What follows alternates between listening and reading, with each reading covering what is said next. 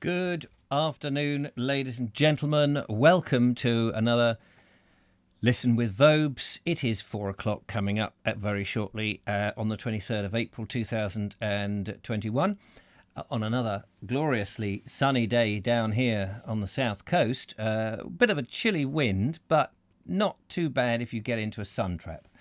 Lovely to see you. Look how far we are through the book. Pretty good. Hello to everybody, and it's the end of the week. I wonder where we're going to leave, and will we finish it all by next week? I'm hoping so, because I do need to have some time to go away in the van, and I'd rather have this book finished, but it may be that we have some ad hoc days.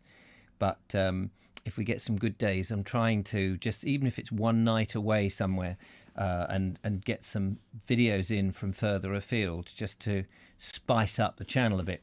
Anyway, in the meantime, hello to the lovely Julia, to Turbo Stream, to Laura Noel B, to Philip Hammond and Mary, to Zom Coco, to Tracy Strickland. Nice to see you. I am early, first time ever. Well done, Tracy.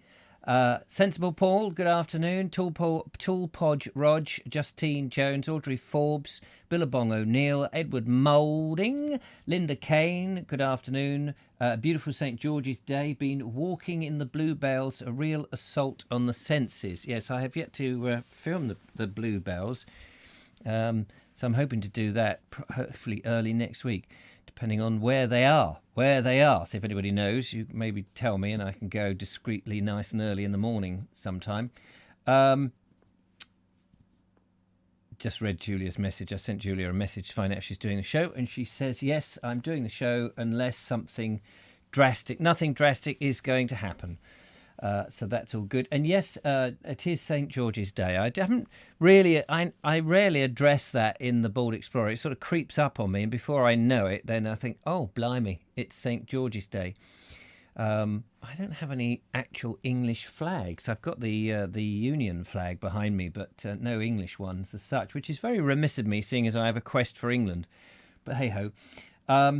Hello to Cooper68, to Dave Ivad and Anne H. Christopher Loves to Dance. Hello to you, and hello to anybody else who's not yet commented, or I have missed you out. Not on purpose, I assure you. So, where are we? Where are we, Mr. Vobes? We're on chapter 66. It was a bit of a romp yesterday, wasn't it? And a romp for no avail, because Percy was given, what was it, clemency? What do they call it? Reprieved, that's right, reprieved. Turbo Stream, he says, you need to finish by the bank holiday. I'm hoping to go to Pembrokeshire. See you there. Oh, yeah, well, we'll have to have a joint trip. That sounds perfect. Right, chapter 66. Mr. Josser found himself put to bed as soon as he got back home. Even the tremendous news of the reprieve was obscured in Mrs. Josser's eyes by the fact that his trouser legs were soaking from the knees down.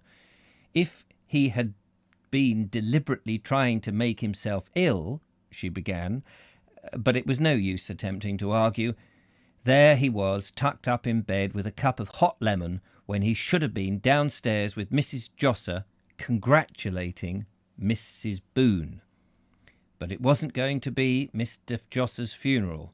It was Uncle Henry who should have been drinking the hot lemon. 102.5 degrees Fahrenheit. Uncle Henry stood at the window of his bedroom, that large, untidy double bedroom that was littered with pamphlets and manifestos and cuttings of outs of newspapers, and looked angrily at the thermometer. It was the first time he could remember ever having used it. The little metal case had remained in the dressing-table drawer undisturbed ever since Mrs. Knockwell had left him. But come to that, it was the first time that he could remember having ever been ill. Certainly the first time that he had ever felt ill.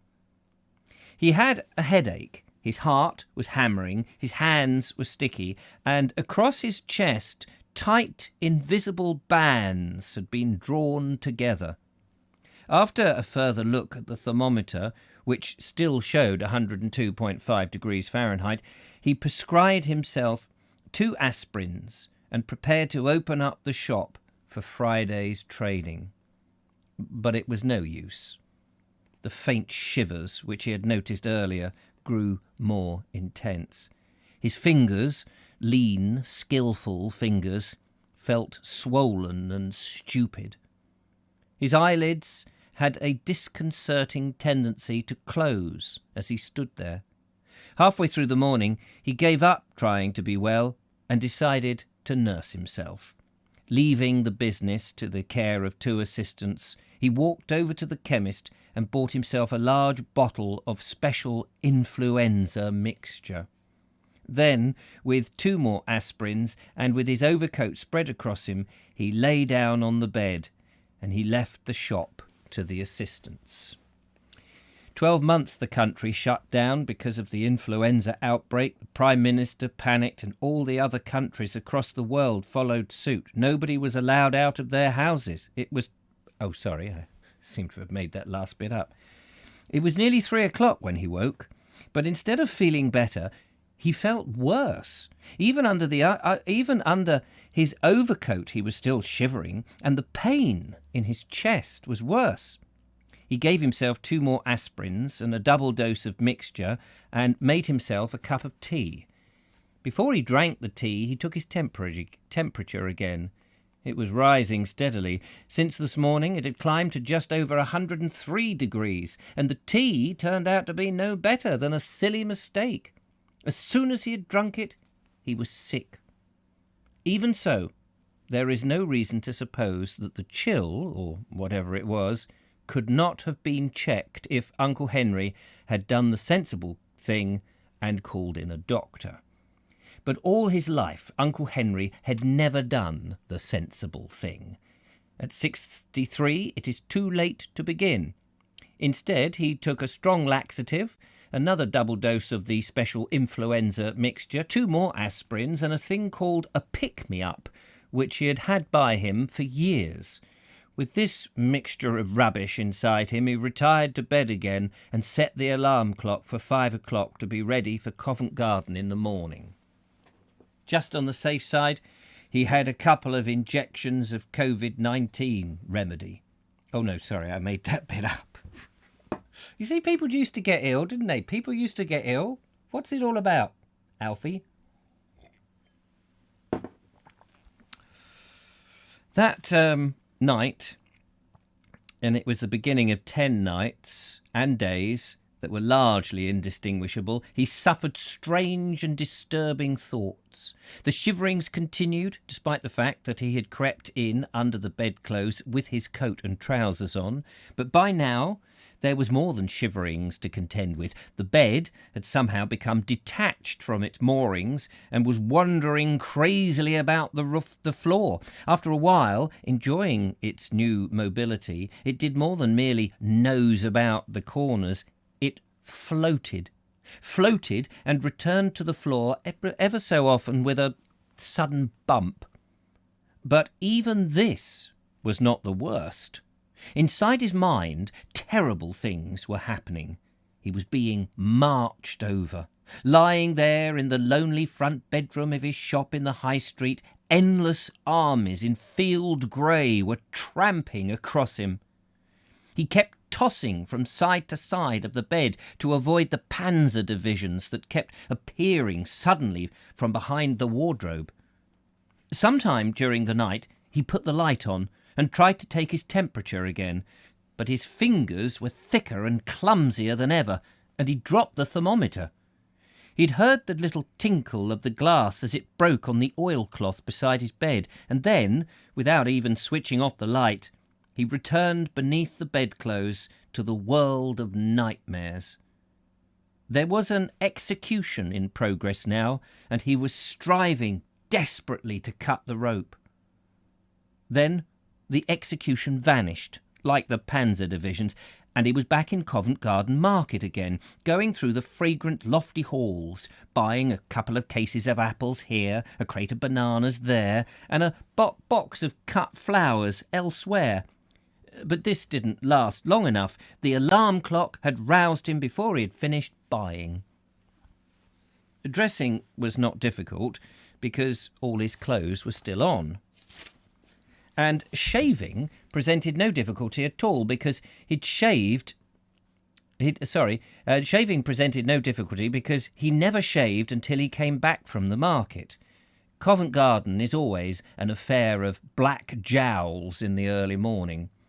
He even managed to keep down a cup of tea, which he made himself, but he felt far from well, very far from well, and he told himself as he began to go down the stairs. There seemed to be things in his way, and he couldn't avoid them. He had to hold on to the banisters to support himself. And by the time he had emerged into the little shop, which smelt overpoweringly of earth and onions and the skins of oranges, he could go no further. He made his way at the third attempt into the little cash desk and picked up the telephone. Then he dialed the instructions as though he had never seen them before and dialed 0. After the third attempt, the thing worked and the voice answered, "This is Henry Knockle speaking." "Oh, sorry, that's him speaking. This is Henry Knockle speaking," Uncle Henry said slowly and distinctly. "I'm ill, and I need help. I'm all alone." Then, when the voice at the other end asked him where he lived, Uncle Henry proceeded to talk it down.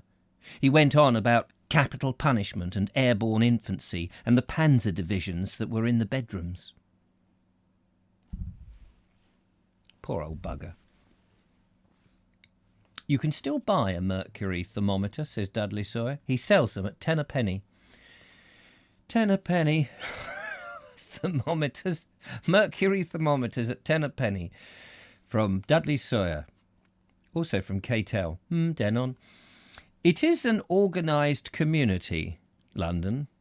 Wonderfully organised. Nothing can ever happen there without other people knowing about it. Take Uncle Henry, for instance. His disjointed telephone call was traced through the exchange, and by 8:30 there was a policeman on the doorstep to see what was going on.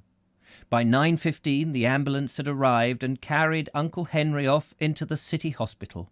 And by 11:45 there was a telegram for Mrs. Josser in Dulcimer Street to tell her what had occurred." Imagine that happening today. "Hello, I don't feel very well. There are panzer divisions outside and men with vaccines in very large syringes." You can't imagine that anyone would bother to trace the call, send an ambulance and get you to hospital and then tell your sister that you're not very well. Imagine they just put the phone down and think that was a bit of a stupid call, wasn't it? Mrs. Josser wept when she received it. Wept because of the sheer suddenness of the shock, and also because her conscience was troubling her. She reproached herself bitterly. It was all too plain now how short-sighted she'd been in thinking only of Mr. Josser. If he had come back home soaked through, it was obvious that Uncle Henry must have been just as wet. And she'd never given him a thought. The whole incident was just one more vivid piece of proof that men, left to themselves, were feckless and unreliable. I'm afraid it's true. Men left to ourselves are feckless and unreliable. Clearly, she would have to go along to the hospital at once to see if they were looking after him properly. But how? Mrs. Boone still couldn't be left for a single minute, and Mr. Josser, after his chill, certainly wasn't well enough to look after her, unless Connie, who had tired noticeably of her role as a sick nurse, could be found. Unless she could be found, there would be nothing for it, for to ask Mrs. Vizard to sit with the poor woman, and Mrs. Vizard wasn't on speaking terms with Mrs. Boone. In the end, it was Mr. Puddy who sat with Mrs. Boone. He brought down his lunch and sat with him. No, he didn't, because he is a him. He brought down his lunch with him and ate it with her. She was a quiet sort of person, Mrs. Boone, and she didn't interrupt him. Indeed, throughout the meal she only made one remark. "I was just thinking," she said at last, as Mr. Puddy was thumbing up the cake crumbs. "There wasn't anything to worry about, was there? I knew my Percy would be all right." After a bit of discussion, Mr. Josser finally persuaded Mrs. Josser to let him go with her. It was the first time that he'd been out since the soaking, and she gave him permission only if he wrapped up properly. In consequence, it was a bulky, muffled figure that sat beside her on the bus. "Just fancy," the figure kept saying. "Poor old Henry. Let's hope it isn't anything serious." Even though it was really lunchtime when they got there, they weren't allowed in straight away, which, as Mrs. Josser whispered to her husband, showed just how bad Uncle Henry must be. But they needn't have hurried. He didn't know them, even made no attempt to know them. He was lying on his back, his eyes closed, breathing fast and heavily. The flush on his cheeks was just because of something the doctor had given him, the nurse said, and she added that they could come again in the evening. Oh, I read that a bit wrong, but never mind. As it turned out, it was only the first of 10 similar visits that they were to pay him. But where had Mr. Squales been all this time? Why hadn't he gone along with the rest of them for the presentation of the petition? The answer is that he couldn't go because he wasn't there. He had left the evening before for Chiddingly, and what was more, he was still there.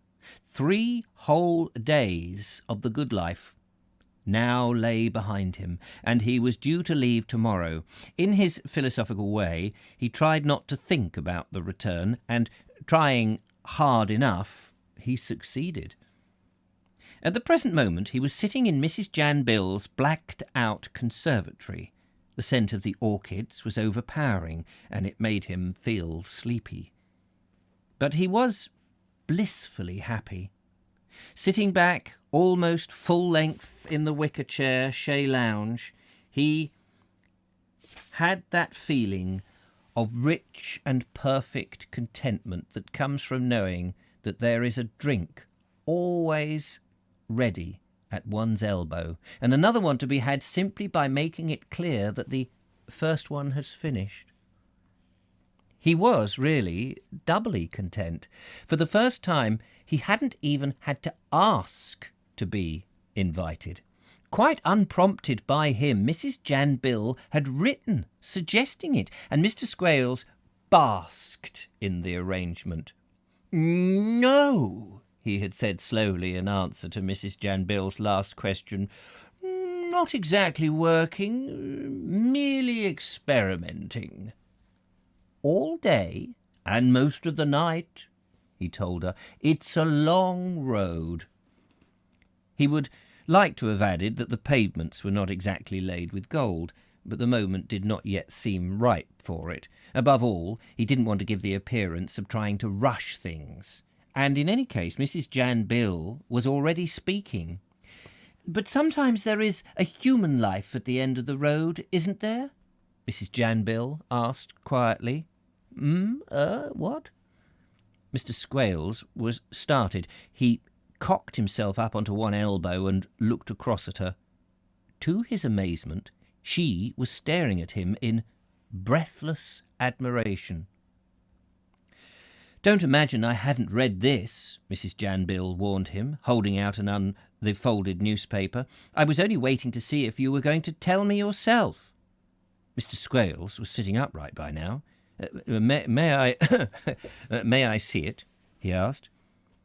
It was the lady feature writer's article that Mrs. Jan Bill had somewhere got hold of, and when Mr. Squales saw it, he almost snatched it out of her hand. Somehow or other he'd missed it himself, because he'd forgotten which paper she represented, and after buying the Express and the Mail and the Mirror at the station, well, he'd given up.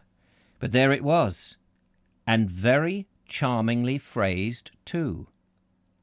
Behind this last-minute effort to save the car bandit murderer, the article ran, is dark, aquiline, brass-voiced medium Enrico Qualito, temporarily forsaking the séance room for the public rostrum. This modern Rudy Schneider flowing signature adorns the first page of the petition, now to be presented.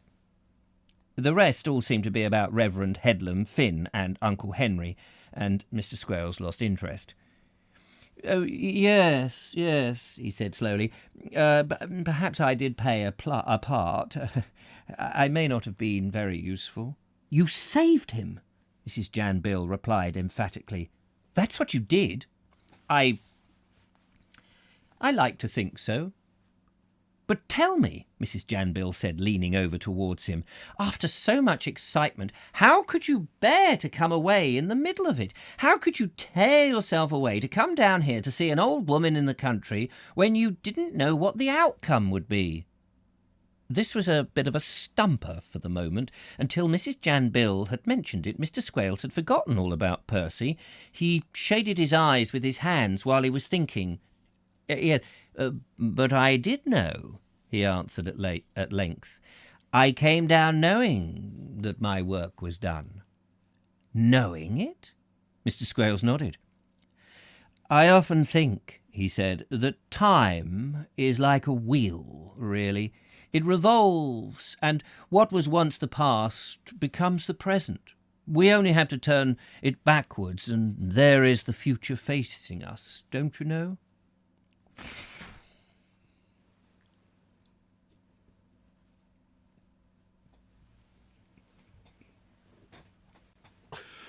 Why he had said, "Don't you know?" Why had he said, "Don't you know?" It was little vulgarnesses like this that was always spoiling his best remarks. But Mrs. Jan Bill was apparently ready to overlook it. "You really are the most interesting man, Professor," she told him. "That's what I've just always believed about time myself, only I always thought of it as a great river flowing in a circle." Mr. Squales smiled back at her. "Wheel or river, it's the same thing," he said magnanimously. If she had said it was a moving staircase, he wouldn't have contradicted her. Mrs. Jan Bill shifted her chair imperceptibly towards him. It was more of a gesture than an actual movement. "Sometimes I think I shall never go back to London," she said. "Not even after the war is over. Living here among the birds and the flowers, one is somehow so much closer. To the spirits, I mean." Mr. Squale yawned. The odour of the lilies around was practically anaesthetising him, and then he realised what it was that she'd said. In a single sentence she had all but obliterated his whole professional future. "It's certainly a very nice bit of property you've got down here," he said, unenthusiastically.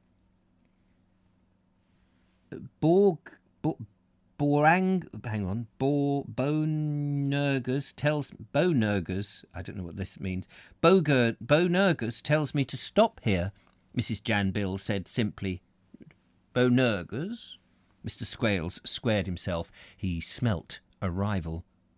"My spirit guide," Mrs. Jan Bill explained. "He often comes to me. It was Bonergus who told me to ask you here." Mr. Squales sighed. "Dear Bonergus," he said. "And you must come down more often," Mrs. Jan Bill went on. "Perhaps you'll bring Bonergus back to me. Sometimes he's naughty. He stays away for weeks." "Bonergus will come, all right," Mr. Squales told her. I feel it." And beneath his breath, at least he hoped it had been beneath his breath, he added, "Come, he'll practically live here." As he said it, he remembered Dulcimer Street. And remembered Mrs. Jan Bill's remark about coming down more often. Why couldn't he be like Bonergus? Chapter 67. How are we doing, by the way? Are we all good? They all get censored. Who gets censored? What are you on about? Outrageous. Censored? What's censored? Have I missed something? I have an odd Mercury, yes. It has a mind of its own. By the way, Happy George, yes. Yep, he's very good. That almost makes sense. What was my George's flag? Census. How rude. Oh, yes, you're talking about the flags. We'll have to watch that. We're all drunk on that allotment. Oh, golly, I don't know what's going on out there. Anyway. Does every country's flag get censored, says Linda Kane? Well, no, because there's a Spanish one or something. David Vad's got a Spanish one, and then there's a checkered flag. It's only us English. We get censored. It's ridiculous. Chapter 67. Considering the delirium that had gone before, Uncle Henry's end was peaceful enough. After another bad night dreaming of total war and tall priests in black habits, he had railed, or rallied. The mists cleared anyway, and he knew himself for what he was, a very sick man, even a dying man. He asked where he was and how long he'd been there and what was the matter with him. He also asked for Mrs. Josser, and didn't seem surprised when he was told that she was expected along at any moment. His rationalness and sanity quite startled the little nurse, who had known him only when he was damply raving. He looked about him for a few minutes, and then he addressed her. "Do these screens mean that I'm for it, young lady?" he asked. She told him prettily that screens didn't mean anything of the sort, that they were only put there to keep other patients from disturbing him, in fact. And she fastened a fresh piece of sticking plaster on his lip to keep the little oxygen tube in place. Then she tried to slip away and tell Sister that number 18 was back to senses again. But on the way, Uncle Henry stopped her. "And you might bring me a piece of paper and a pen," he asked her. "I shall want a witness." The sister came along as soon as the nurse called her. She recognised this sudden recovery as a bad sign that it was. She wouldn't hear of a pen and paper until Uncle Henry himself explained the things to her. Then she sat down and wrote to Uncle Henry's dictation. "I, Henry George Knockle, greengrocer and fruiterer," Uncle Henry insisted on the greengrocer and fruiterer, "of Dalston High Street, being in my right mind," he said slowly and distinctly, "do hereby bequeath everything of which I die possess, both monies in the bank and my aforesaid business, to my sister Emily Josser of number 10 Dulcimer Street in the borough of Kennington, subject only that she pay my 2 assistants, Alfred Amett and Charles Evans, the sum of £25 apiece, if they be in my employment at the time of my decease. Signed, witnessed and witnessed."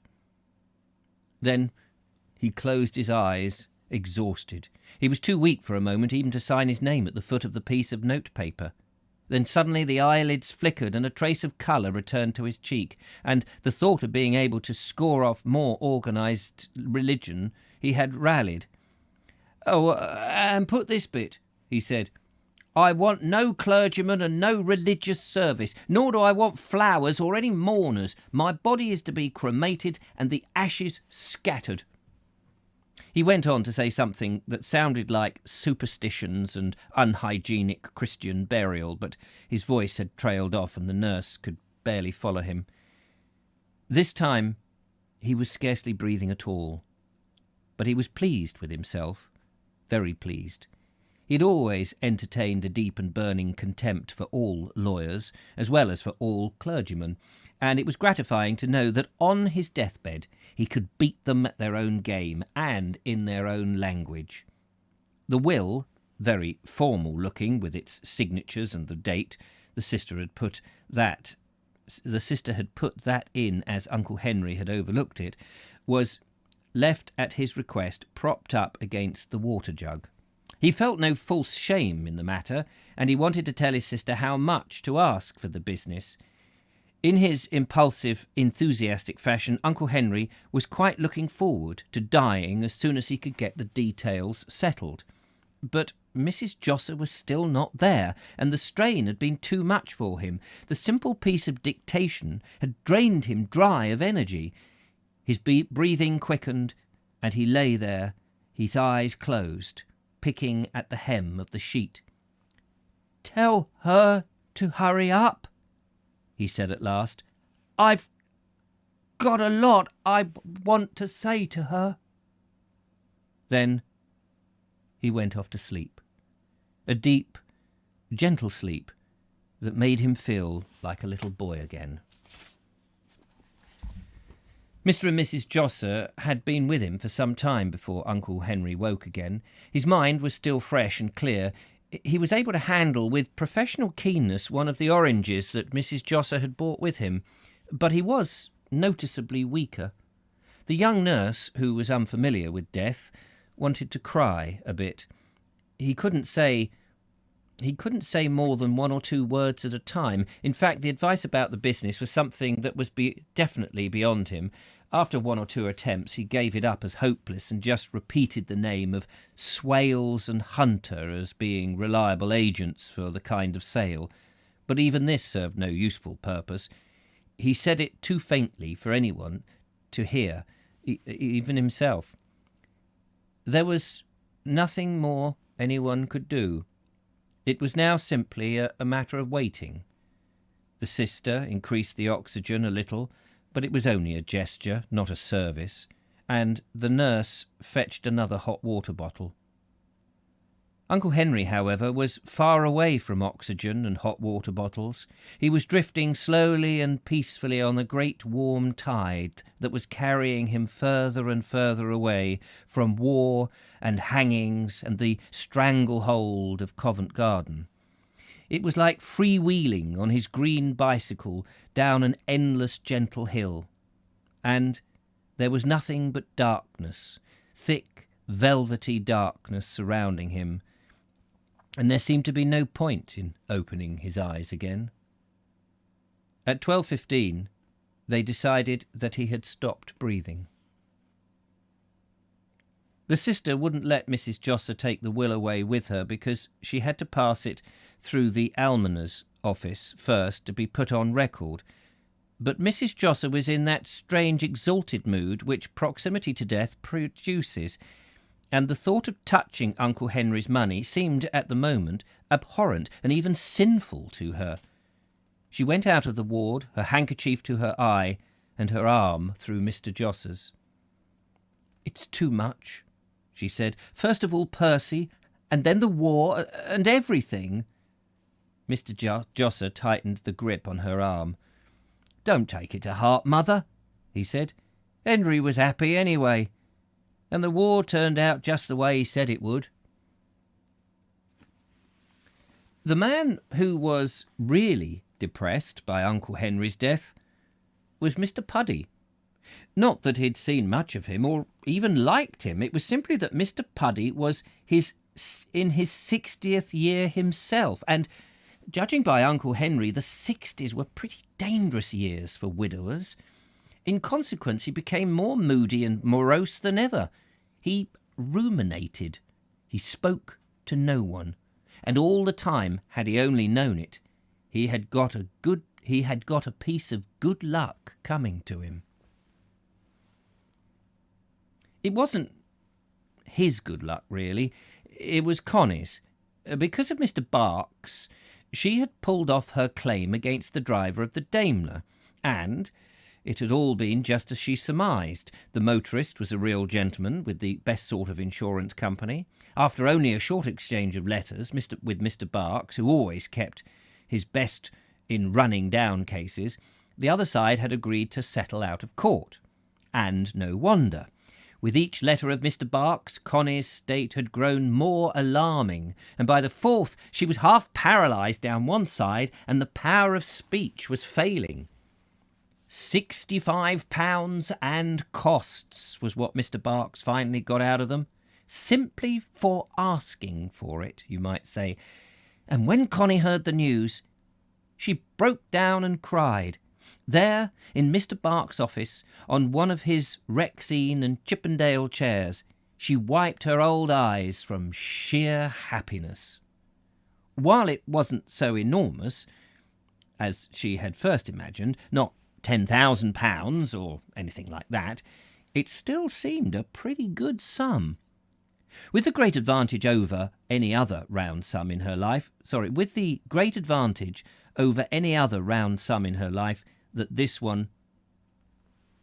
Oh, I see.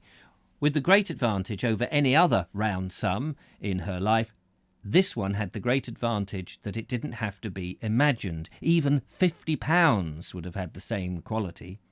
And here was an extra 15 thrown in for nothing. No wonder that she had been too much preoccupied with her own affairs to give more than a passing thought to Uncle Henry. Usually a death bowled her clean over, but with this one she hadn't turned a hair. Not that Connie was one of the mean ones, not our Connie. She wasn't going to keep the whole for herself. There was Mr. Puddy's share, remember. If it hadn't have been for his advice about putting the case into the hands of a solicitor, she might have been writing to the nice gentleman on sixpenny mauve writing paper, and all probability she wouldn't have got so much as an answer. "I'll give him half," she promised impetuously. £32, 10 something, just for thinking of it. It wasn't quite as easy as that, however. Not straight away, at least. Mr. Barks insisted on giving her a cheque, and there remained the question of what to do with it. She couldn't simply cut it in two and give Mr. Puddy one end. Clearly, she had to open a bank account. Connie, with a bank account? The idea tickled her so much that she, like a fool, she let them put it on her deposit. She had the foresight, however, to keep back £5 while she stood out a chance. And with the £5 rolled up inside her little moire bag, she came out of the bank feeling that somehow she'd been swindled.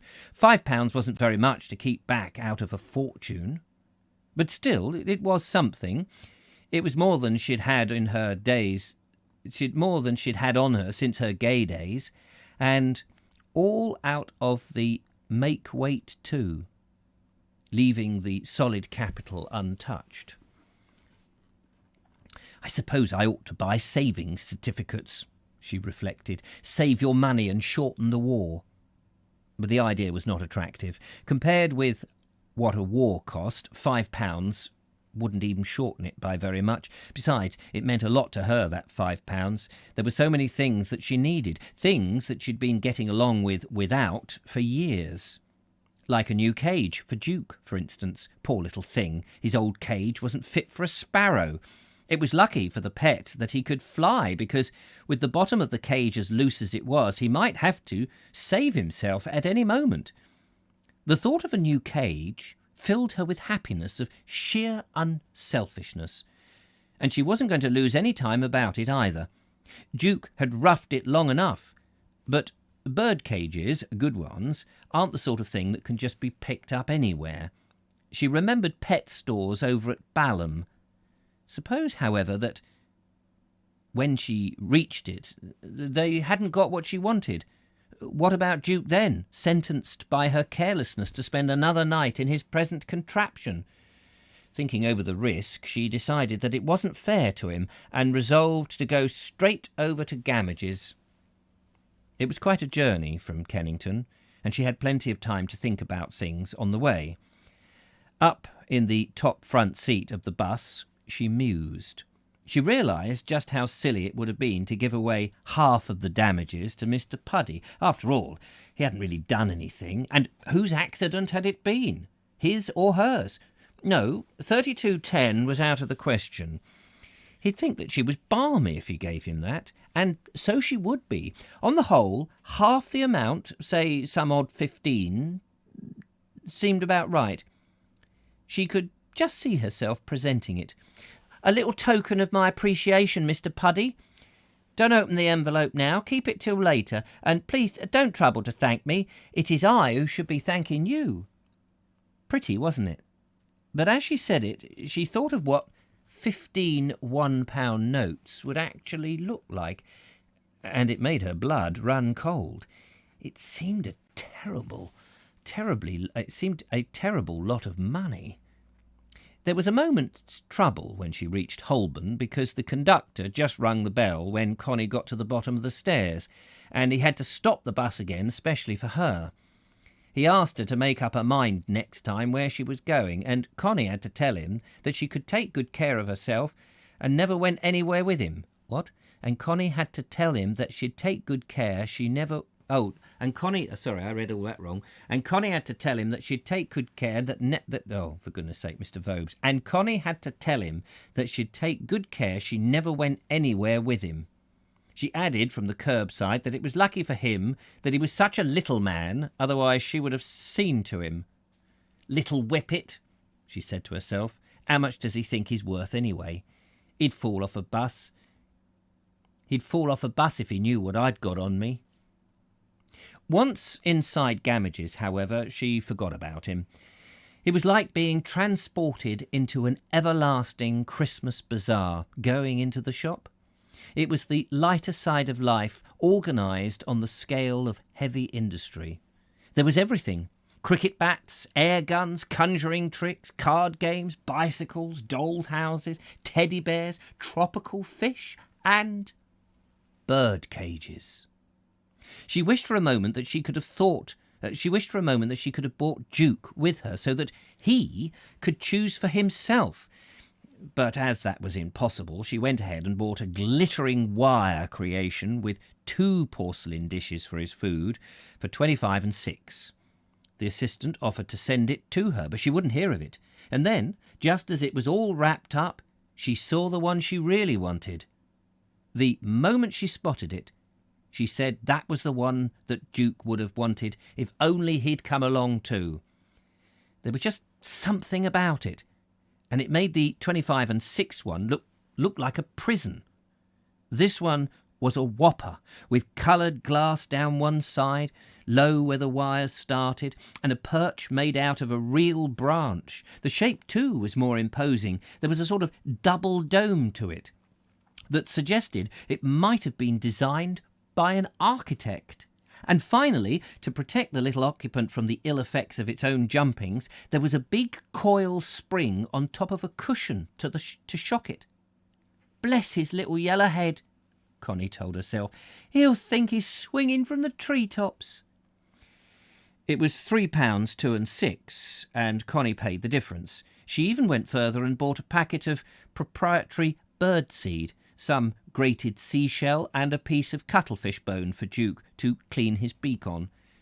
She could hardly walk as she came out of the shop with the enormous birdcage banging on her knees every step she took, but she was happy. A sublime, ineffable radiance filled every part of her. Was the accident worth it, or what? Was the accident worth it, or was it? She asked herself. During tea at the corner house, with the birdcage under the table where the nippies couldn't trip over it, she thought more about Mr. Puddy, and she rebuked herself. After all, Dukey, if it wasn't for your uncle, you wouldn't be having a nice new home. Mustn't forget your manners just when you're all excited. It struck her now that perhaps it would be better to give Mr. Puddy a present of some sort rather than the actual money. There was something about a lady giving man money that, no matter how delicately it was done, it wasn't the thing. Now, a gold watch or a enamel cufflinks, that would be different. Any book of etiquette would allow her that in such circumstances. She looked in 1 or 2 of the jewellers afterwards, but it wasn't much use. She saw nothing she liked, and besides, she hadn't got enough on her now to buy anything. Before Mr. Puddy could come into his bit of luck, she'd have to make another expedition to the bank, specially for him. She had got back as far as the Oval before she remembered that she'd got nothing in the house for supper. She'd need something else before she went to the nightclub, and she blamed herself for not having one of the Lion's specials when she had the chance. It was all because she was so eager to see Duke in his new cage that she'd come rushing out of the place again. It was only a snack that she wanted, and she went into the Pyantake stores at the corner, to buy a tin of soup. Then realising her station in life had altered, that she could afford anything in the place, she bought another one for tomorrow night.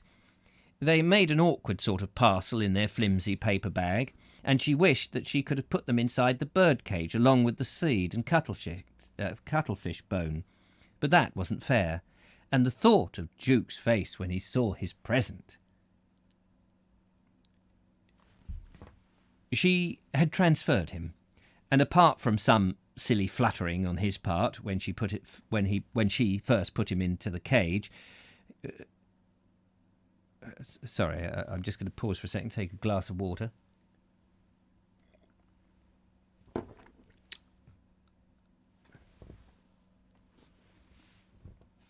Did that on-air light just suddenly flash on? Is it having a bit of a... I think it's having a bit of a funny turn, isn't it? How are we doing? 43 minutes too. She'd transferred him, and apart from some silly fluttering on his part when she first put her hand in the cage, wouldn't he even trust her? Wouldn't he even realise that she was the only mother he'd got? He seemed to like his fresh surroundings.